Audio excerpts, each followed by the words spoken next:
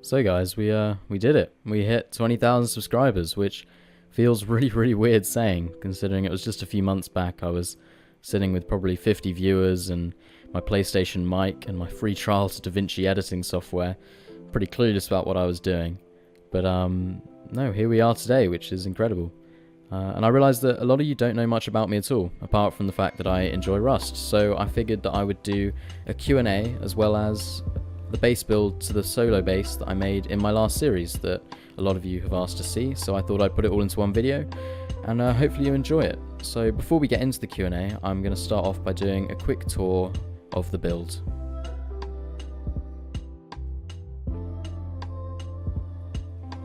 What I do want to say about this base is that it's progressional, and what I mean by that is that you expand from a simple starter throughout the wipe. And what this means is that don't be scared by the upkeep or the build cost, because you do not have to take it to its final stage. You can leave it however you like throughout the wipe. If you farm enough, you can decide to expand it more, and you can work on it slowly as you play, which is exactly what I do in my solo series. It normally takes me around 2 or 3 days before I finally complete my base in all its aspects. What I absolutely love about this base is just the rocket cost. So the absolute bare minimum cost to reach the tool cupboard is 31 rockets, and that's assuming the raider has ESP and they know exactly where they're going, or if they're just incredibly lucky. Most likely they're going to be spending upwards of 40 to 50 rockets for your main loot and your tool cupboard, which I think is fantastic for a solo base. Now, this base does use roof seal bunkers. Now, I want to make it very clear that these aren't flawless, and you can use incendiary rockets to kind of break the twig structure below them if you blow up the garage doors first. It's quite complicated, but it is possible. But I think the point is that they very well protect you against unorganized raiders, especially in an online situation. They can greatly slow down raiders, make them rethink what they were going to do, and also a lot of people just have no idea what to do when they see them.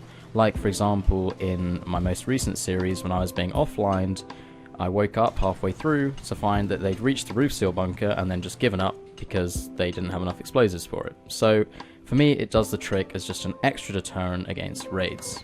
And this is the tool cupboard cost. Now, this tool cupboard is for the fully expanded, fully honeycombed base. However, if you don't add the final layer of honeycomb that takes the base from 27 rockets to TC to 31, then you're going to be looking at this upkeep instead, which I think is very manageable for any solo.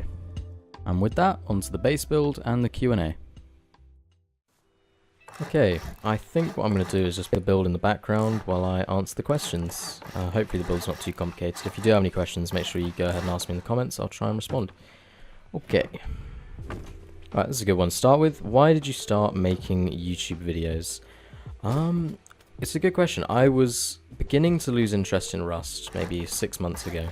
And I'd lost interest in Rust before. I'd previously been on a break for around a year, back in 2019, where I just overplayed it and then got bored, and I'd got back into it, and I was starting to lose interest again because I was playing wipe after wipe and I was having a good time, but then kind of when every wipe refreshed, I kind of just felt like what was I getting out of it, really? What was I gaining? And so for me, YouTube was trying to make something permanent out of the temporary Rust cycles. I wanted to feel like I was actually gaining something, and by having this footage that I can look back on, it was like I was gaining something from playing, I guess. Tell us about what your favorite part of YouTube/Rust is. Well, Rust itself, my favorite part is the progression and the base building within vanilla gameplay, and that's something that a lot of people ask, actually, what kind of types of servers I play. I only play vanilla official because that's the only thing that for me feels proper, I guess, and feels rewarding when I do well in it, compared to kind of communities and modded that I just don't get the same sort of rush. So yeah, so I enjoy the progression of a vanilla official server. And favourite part of YouTube, without a doubt, is the comments and the kind of whole community aspect of it. I'm incredibly lucky that my comment section is always incredibly positive and optimistic, and it's really nice to read through them and respond. Because a lot of people ask me kind of, why do you respond to hundreds of the comments?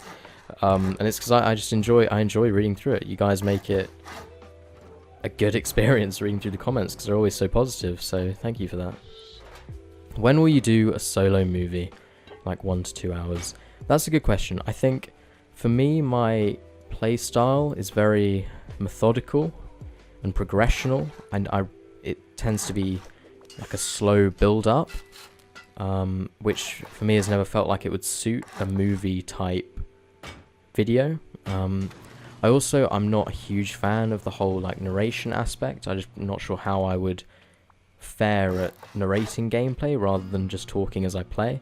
But I guess we'll see. I might give it a go at some point. What's your age and setup? Like, what equipment do you use? I am 17, and my setup is at the moment an Asus GL553VD laptop, currently plugged into a Acer monitor with an HDMI, and then I have a keyboard and a mouse. They're quite kind of cheap, run-of-the-mill stuff. And yeah, so that's my whole setup. It's not ideal, but it's done the job. I mean, the laptop has got me through the last few years. I think the model itself is about 4 or 5 years old now. But no, it does the job, and it manages to run Rust while recording questionably well. Why don't you play with others? Simple answer, I have no friends. Who is your idol? That's a good question. It depends how far you look back, really. I would say 3 years ago, 3-4 years ago, Ramsey was definitely my kind of idol in Rust. I can remember watching his videos and just thinking they were fantastic. Then more recently, I think Frost and Alone in Tokyo for different sorts of reasons. I think Frost, in terms of I can just watch his videos and I love them. Like, that it's beyond Rust at this point. He's making films with fantastic soundtracks and stuff. And then Alone in Tokyo, I remember kind of, I don't know, maybe a year ago when I found his channel, I remember watching him with kind of 5,000-10,000 subscribers, and there was just something that stood out to me about his videos, was that I just enjoyed them because of how chilled out they were. Because that's what I enjoy in Rust. I enjoy music, and I enjoy kind of chilled out stuff. Like, I'm not a massive fan of the whole kind of screaming and exciting stuff and all that. I enjoy being able to just sit back and relax and watch a video. And I realized that if I ever wanted to make content, that I wanted to enjoy it myself. And for me, what I enjoy, as I said, is music and kind of chilled out vibes, I guess, which is what I go for in my videos. And yeah, so I mean, massive respect to that guy. I absolutely love his videos. And then also my other idol, specifically with the base builds, would have been Evil Worst. I can remember watching his channel before I started my YouTube, and just, even if I wasn't going to build the base, I can remember watching almost the whole build, just for whatever reason, just because I enjoyed the whole production and the quality and the professionalism of his videos, which is something I tried to kind of put into my own videos. So yeah, I feel like Evil Worst and Alone in Tokyo are probably the two people who I've gained most inspiration from, but I'd like to think that I've found my own niche in Rust at this point, and that I don't want to be a kind of a copy of either of them, and that's not what I go for. I'm myself in my videos, and I don't put on anything. I just play the music I enjoy, and I talk, and I play Rust as I enjoy it. And yeah, I mean, I keep editing simple, nothing fancy about that, and yeah, that's pretty much my whole strategy.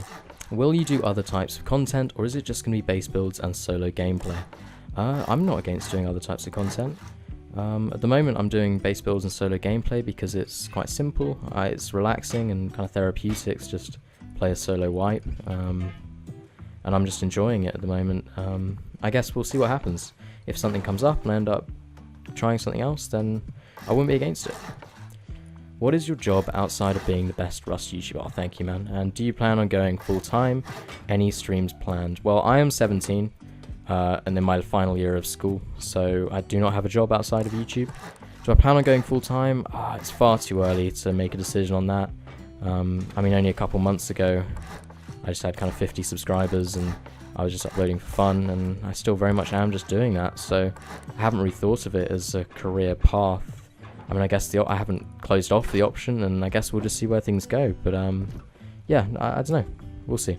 And then, any streams planned? I would love to stream, but unfortunately my upload speed in the countryside is far too slow, so I can't actually stream on Twitch, unfortunately. What's your favourite part of a Rust wipe? Like early game bows, mid-tier weapons, or late game full kit roaming? I think you can probably tell by the fact that all of my series start seconds after the wipe happens that my favourite part of a wipe is fresh wipe. I just love the rush of when everyone's kind of out for themselves, trying to get blueprints, trying to get weapons. I'm also most confident with the crossbow and a bow, so definitely fresh wipe. Then I also do enjoy roaming with an AK. It gets a bit boring for me sometimes. So very often I'll reach late game and then I'll kind of lose the kind of motivation to play much more of that wipe, because the progression is what I enjoy most about the game. Are you going to build a PC or just buy a pre-built? I've gone for something in the middle. I have a friend who has helped me source a parts list and then selected all those parts on PC Specialist, and then I have effectively you buy that and they put it together for you. They give you a warranty for a few years, and that's working perfectly for me, because it means that I won't have to stress about whether something goes wrong or down the line, or kind of might put me out of action. I can have it done for me. I'm not very smart when it comes to all this PC stuff, so I just don't have to worry about it. It's one less thing to think about, and it's going to be a solid PC hopefully. So that's what I've gone for. And thanks to the support over on Patreon, and then obviously all of you guys viewing, I'm actually today just got enough for the PC, and I have ordered it now, and now to wait. I just gotta wait for it to come, and I am so excited. But yeah, we'll see. How did you come up with the name Willjum? Good question. I used to play Siege a long time ago, and in Siege I met someone in game, and my name at the time was just Will something, I can't remember, it was just Will, and then he assumed that was short for William, so he called me William, and then in his accent that was Willjum. That's what he called me, and I guess it just stuck. So even though my name's not William or Willjum, that became my name. What is your goal on YouTube? That's a really tough thing to say. I guess I haven't really thought about a goal on YouTube, because I was just kind of putting stuff up for fun really, and things have just kind of happened in the last few weeks. But I mean, I guess if I had to think of an actual goal, growing up as a 2000s kid, I've always very much been in awe of YouTube and always wanting to kind of be a YouTuber, I guess, and watching people kind of unbox their 100,000 subscriber plaques back in like 2010, 2009, all that stuff. I think that's something that I would absolutely love to be able to do at some point. That's always been a bit of a dream of mine. But yeah. What county are you from? So I'm from the UK in terms of country, and then in county I'm from the East Midlands, so yeah. What are the specs of your PC right now? So on this Asus laptop, I think the specs are GTX 1050, an Intel i5, don't know which, I'm afraid, sorry, and then 8GB of RAM, but then because Rust you can't run with 8, I had to install another 8 into the bottom of the laptop, which was not very easy, unfortunately. I've messed up some stuff, but anyway, it seems to be doing the job. What settings you play on? I play pretty much everything on 0. I turn graphics settings to 1, and then anti-aliasing to FXAA, and apart from that, everything is on 0. But the FXAA is a very important setting. That makes the game go from looking awful to somewhat manageable. Yeah. Oh yeah, and then one more thing I wanted to say is that a lot of people have been asking me about where they could support me in terms of money for my PC, but obviously now I've saved up, I no longer need that. So guys, I don't need any more like donations and stuff. Huge appreciation for all of you that have. I'm going to leave my Patreon still up in case people still want to continue supporting me, because obviously if I do want to take this as a career potentially in the future, and income will be important. But yeah, so just a massive thank you for everyone who's supported me on Patreon. Without you guys I wouldn't have been able to afford a PC, especially not this quickly. So thank you so much. And that's it for today. If you've got any more questions, leave them in the comments. I'll see you guys in the next one. Willjum out.